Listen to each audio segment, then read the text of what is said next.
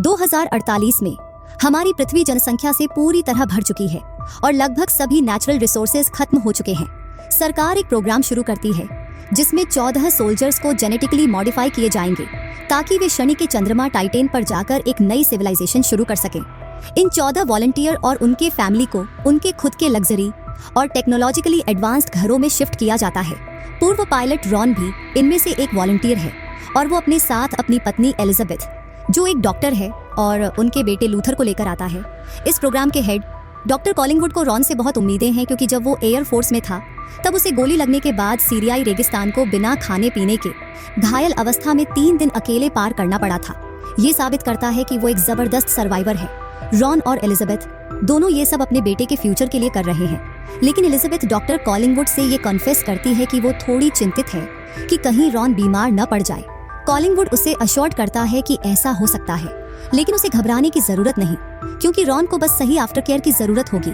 जब सारे volunteer shift हो जाते हैं तो उनकी पहली मीटिंग डॉक्टर कॉलिंगवुड के साथ होती है।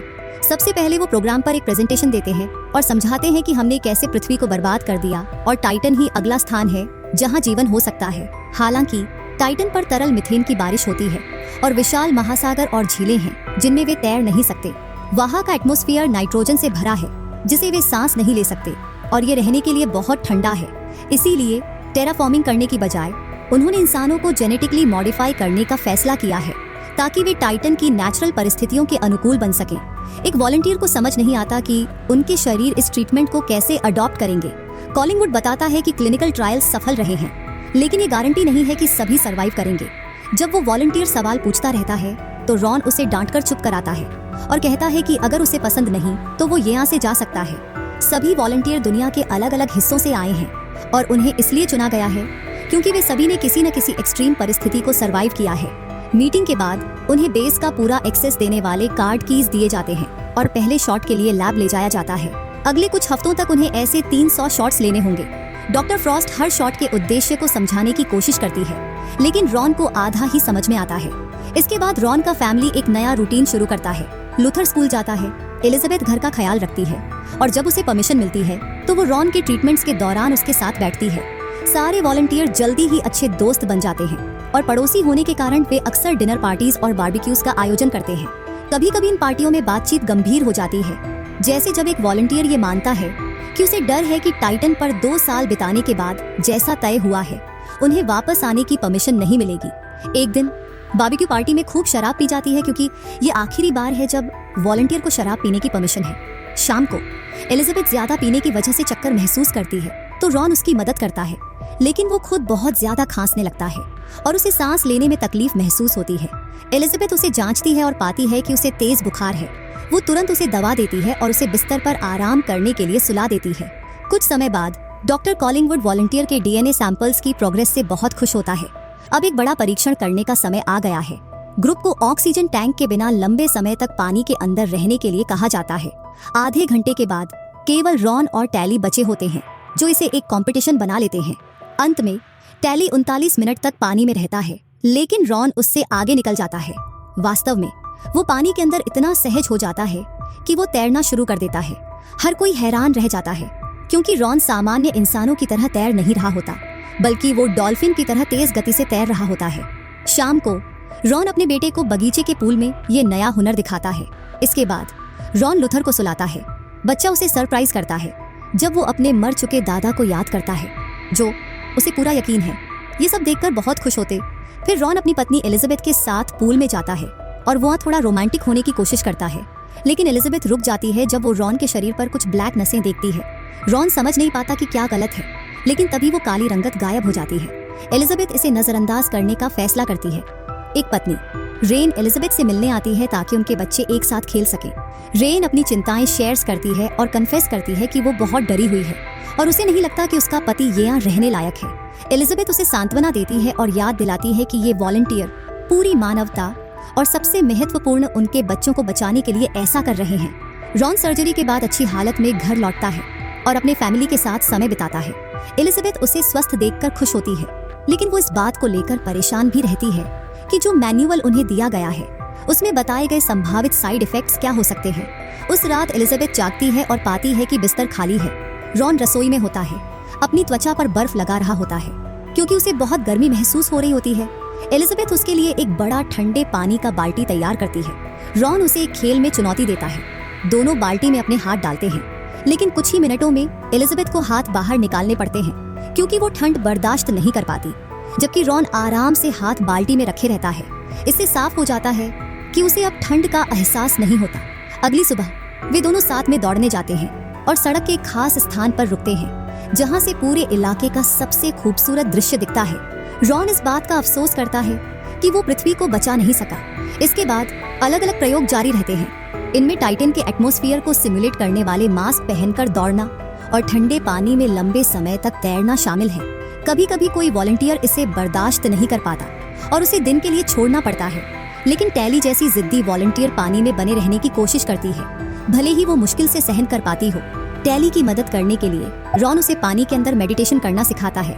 एक दोपहर टेस्टिंग खत्म होने के बाद वॉलंटियर शावर ले रहे होते हैं और रॉन को महसूस होता है कि उसके बाल झड़ रहे हैं। टैली इसकी पुष्टि करती है कि ऐसा उसके साथ भी हुआ है। तभी वे एक महिला की चीख सुनते हैं और पता चलता है कि उसे दौरा पड़ रहा है और वो खून की उल्टियां कर रही है। डॉक्टर तुरंत उसकी मदद के लिए आते हैं, लेकिन वे उसे बचा नहीं पाते। वॉलंटियर अपने ग्रुप में पहली मौत का सामना करते हैं। उस दिन बाद में वॉलंटियर एक मीटिंग में ये चर्चा करते हैं कि क्या हुआ। उनमें से कुछ मरने को लेकर चिंतित हैं, लेकिन बाकी उन्हें याद दिलाते हैं कि वे पहले से ही जोखिम जानते थे। हालांकि उन्हें पीने की परमिशन नहीं है, वे इसे नजरअंदाज कर देते हैं ताकि इस घटना से उबर सके। रेन अपने पति जेन को बाहर सांत्वना देती है, जबकि टैली का पति एंड्रयू रसोई में एलिजाबेथ की मदद करता है। एंड्रयू एलिजाबेथ को बताता है कि वो और टैली कैसे मिले और वो टैली के साथ रहने के लिए किस तरह लड़ा। फिर टैली वहाँ आती है और मजाक में कहती है कि अब एंड्रयू फैमिली शुरू करने के लिए बेताब है। जब एंड्रयू बर्तन टेबल पर रखने जाता है, टैली एलिजाबेथ से कन्फेस करती है कि एंड्रयू सोचता है कि वो 2 साल के लिए यहाँ से जाएगी, अपनी इच्छा पूरी करके वापस आएगी और एक अच्छी पत्नी बन जाएगी, लेकिन टैली इससे ज्यादा चाहती है। डिनर के दौरान एलिजाबेथ देखती है कि सभी वॉलंटियर की नसें कभी कभी काली हो जाती हैं। अचानक गार्डन से चीखने की आवाज आती है, जिनका ब्रेकडाउन हो रहा है और वो रेन पर हमला कर रहा है। बाकी लोग तुरंत बाहर भागते हैं और जेन को पकड़कर काबू में करते हैं, जबकि एलिजाबेथ रेन को अंदर ले जाती है।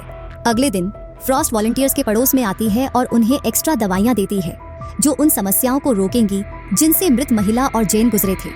एलिजाबेथ नोटिस करती है कि कुछ डोज काफी ज्यादा हैं और वो कॉलिंगवुड से बात करने की मांग करती है, लेकिन वो उपलब्ध नहीं होता। शाम को रॉन को खून की उल्टियां होती हैं।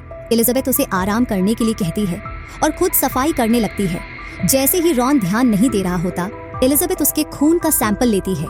बाद में जब वो घर के दरवाजे लॉक करने जाती है तो उसे आखिरकार एहसास होता है कि घर में कैमरे छुपे हुए हैं ताकि प्रोग्राम के लोग उन्हें 24 घंटे देख सकें।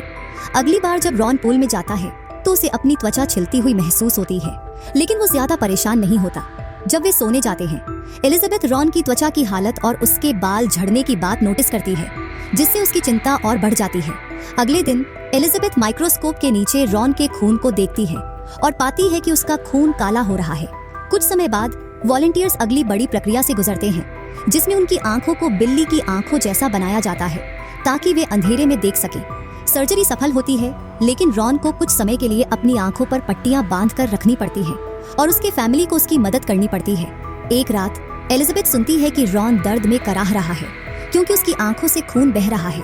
वे उसे फिर से सर्जरी के लिए लैब ले जाते हैं। एलिजाबेथ कॉलिंगवुड से बात करने की कोशिश करती है और उससे पूछती है कि क्या चल रहा है। साथ ही उसे ये भी बताती है कि वो कैमरों के बारे में जान चुकी है। कॉलिंगवुड बताता है कि उसने कैमरों का आदेश नहीं दिया था, ये पेंटागन की सिक्योरिटी के लिए डाली गई चीज थी। वो ये भी कहता है कि रॉन का अंधा होना इस प्रक्रिया का हिस्सा है और वो कुछ दिनों में ठीक हो जाएगा।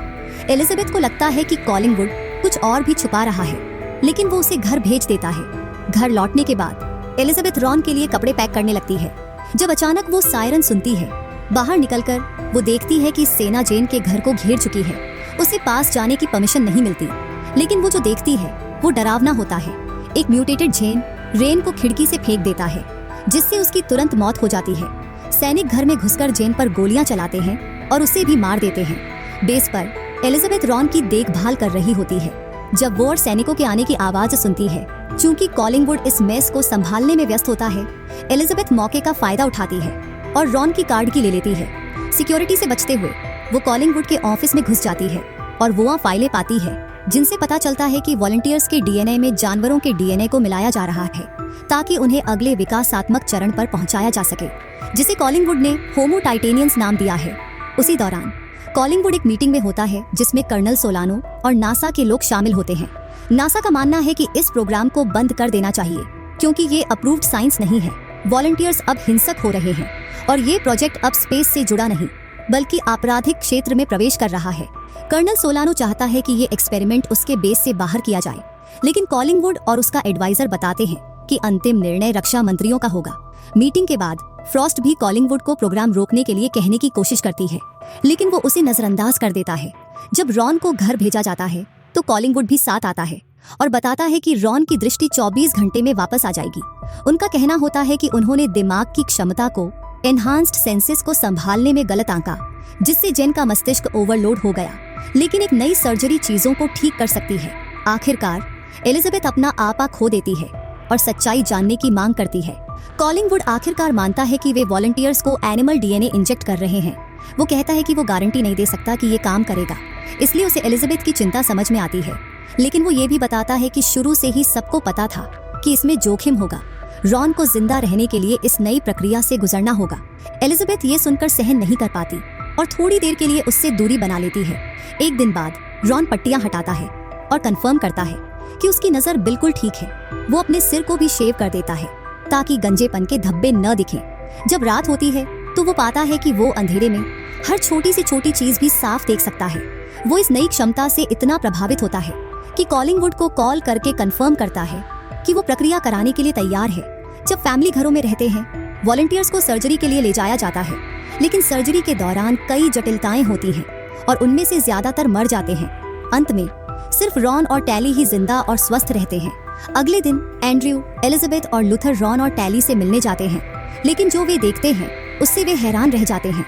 रॉन और टैली अब किसी तरह के म्यूटेटेड क्रीचर्स बन गए हैं जो केवल टैक्टाइल कांटेक्ट, स्पर्श के जरिए और एक लो फ्रीक्वेंसी ध्वनि से कम्युनिकेशन कर सकते हैं जिसे इंसान सुन नहीं सकते। रॉन ग्लास के उस पार से एलिजाबेथ पर अपना हाथ रखता है, जिससे एलिजाबेथ की आंखों में आंसू आ जाते हैं। उसकी हालत तब और खराब हो जाती है जब कॉलिंगवुड उसे रॉन की वेडिंग रिंग देता है। कुछ दिनों में टैली और रॉन टाइटन के लिए रवाना हो जाएंगे, लेकिन फिलहाल उन्हें घर पर रहने की परमिशन दी जाती है।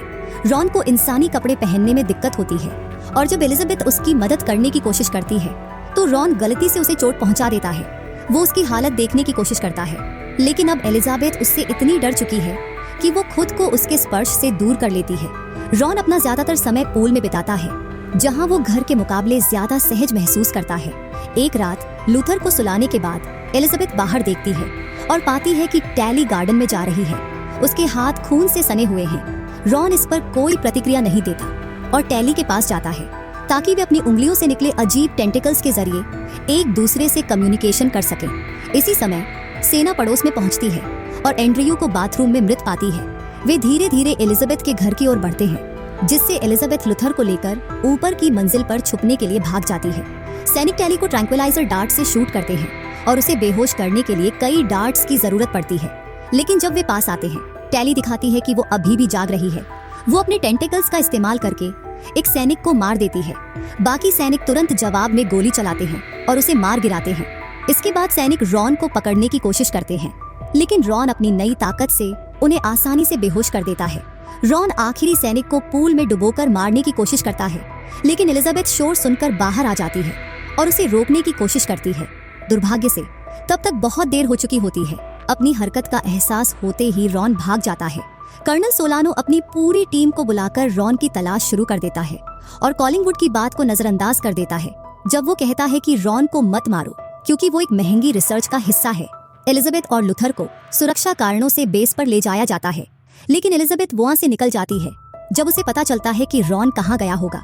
ये सुनिश्चित करने के बाद कि कोई उसका पीछा नहीं कर रहा है, एलिजाबेथ उनके स्पेशल स्पॉट पर पहुंचती है और रॉन को वहां पाती है। एलिजाबेथ अपना हाथ आगे बढ़ाकर ये साबित करती है कि अब वो डरती नहीं, और जब रॉन के टेंटिकल्स उसके हाथ को पकड़ते हैं तो वो उसे चूमती है।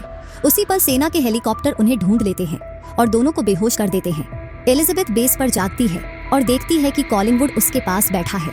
कॉलिंगवुड उसे समझाता है कि उन्हें उसे चोट पहुंचानी पड़ी, लेकिन ये उसके भले के लिए था। पेंटागन जल्द ही इस प्रोग्राम को बंद करने वाला है इसलिए उन्हें तुरंत रॉन को टाइटन भेजना होगा। टैली के मामले से साबित हो चुका है कि पृथ्वी का एटमॉस्फेयर इन नए शरीरों को या तो पागल कर देगा या मार देगा, लेकिन वे रॉन को जबरदस्ती भेज भी नहीं सकते क्योंकि इससे उसकी मौत हो सकती है। इसलिए एलिजाबेथ को रॉन को मनाना होगा कि वो टाइटन जाने के लिए तैयार हो। इसके बाद एलिजाबेथ को रॉन से मिलने ले जाया जाता है, जिसे एक ग्लास केज में रखा गया है। कॉलिंगवुड चाहता है कि एलिजाबेथ रॉन को क्वेटियापीन का इंजेक्शन दे, जो एक केमिकल लोबोटमी की तरह काम करेगा और उसकी सभी यादें मिटा देगा। एलिजाबेथ को ये अच्छा नहीं लगता, लेकिन कॉलिंगवुड समझाता है कि यही एकमात्र तरीका है जिससे वो उसे टाइटन जाने के लिए तैयार कर सकता है। एक सैनिक दराज से क्वेटियापाइन का इंजेक्शन निकालता है और एलिजाबेथ को देता है। एलिजाबेथ उसे जानबूझकर गिरा देती है ताकि सैनिक उसे उठाने में व्यस्त हो जाए। फिर एलिजाबेथ पिंजरे में जाती है और रॉन के साथ एक गहरा नजरें मिलाने के बाद उसे इंजेक्शन देती है, जिससे वो बेहोश हो जाता है। जब एलिजाबेथ बाहर आती है तो वो फ्रॉस्ट को अपने साथ आने के लिए कहती है, जबकि एक सैनिक रॉन को यात्रा के लिए तैयार करने के लिए उसके पास जाता है।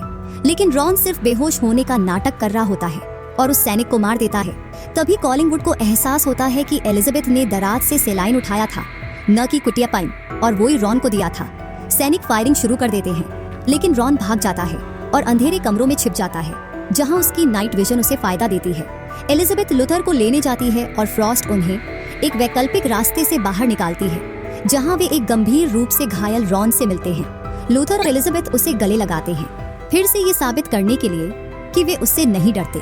फ्रॉस्ट दवाइयों की तलाश करती है, लेकिन तभी सभी सैनिक वहां पहुंच जाते हैं। कॉलिंगवुड महिलाओं से दूर हटने को कहता है, नहीं तो सैनिक सभी पर गोली चला देंगे, लेकिन एलिजाबेथ मना कर देती है।